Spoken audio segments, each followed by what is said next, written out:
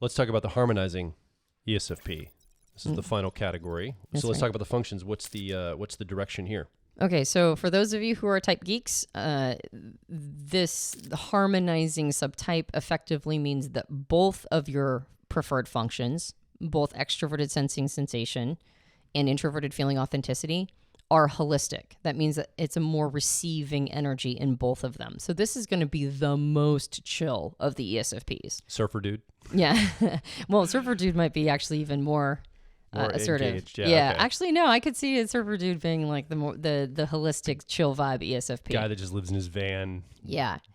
by the beach. Yeah, although that might also be a creative type that doesn't really want to have a day job. Sure. What's interesting about these ESFPs is I think more of the type that is super into spirituality.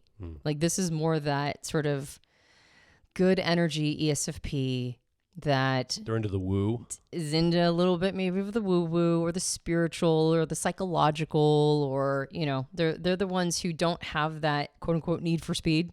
They're the ones who are more receptive to the environment around them, and it gives them an interesting skill set, particularly having ESFP preferences. So harmonizing ESFP, some of the trait descriptions are capable of great emotional, interpersonal, and spiritual depths, fine listening and speaking skills, clarity and depth around values. They navigate complex interpersonal situations. Psychology is a draw for the harmonizing subtype, as well as physical pursuits or a combination of the both, which is really interesting, right? What would be something that's a combination of psychology and physical pursuits? I think of my background in, my faith background.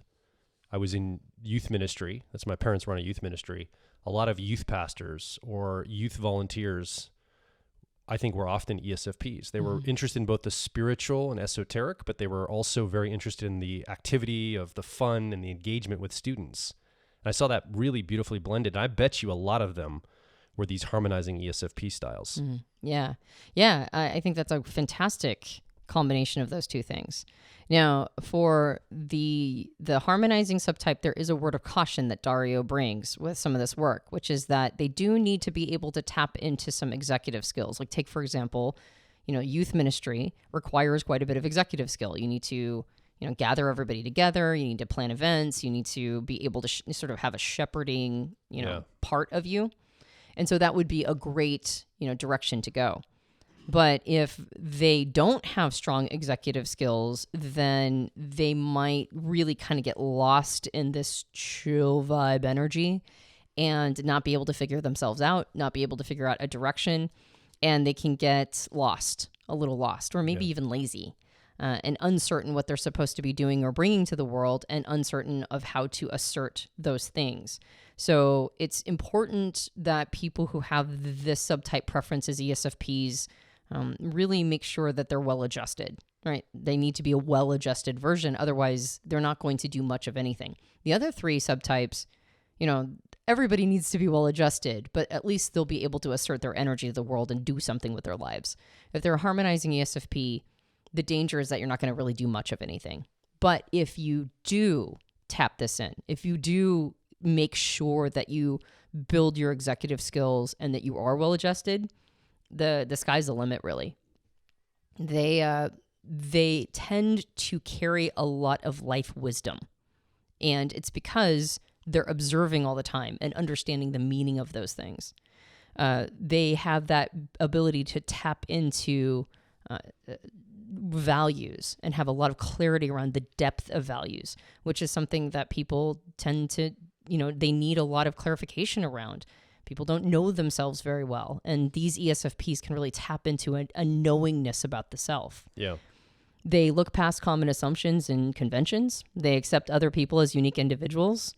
They don't want to let ethnicity, social class, or race complicate an interaction. So they're very open to people and new experiences and what's going on with the individual. So they help other people feel very seen, right, as who they are. They take things at face value.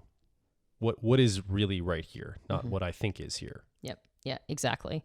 And so considering all of that, some of the great career options, or maybe even careers that ESFPs have chosen that have helped them become this kind of subtype, are things like psychology, unsurprisingly, doctor, massage therapist, yoga teacher, shamans. They might even choose something like shamanism. But even on a more practical level, they're good for, they're great for international trade, missions to foreign countries, cultural ambassadorships. And they can also enter things like athletics, right? Both performing in them and teaching them, music, right? And being able to help other people figure out sort of what they are designed to do as well. So a little bit of mentorship comes in here as well.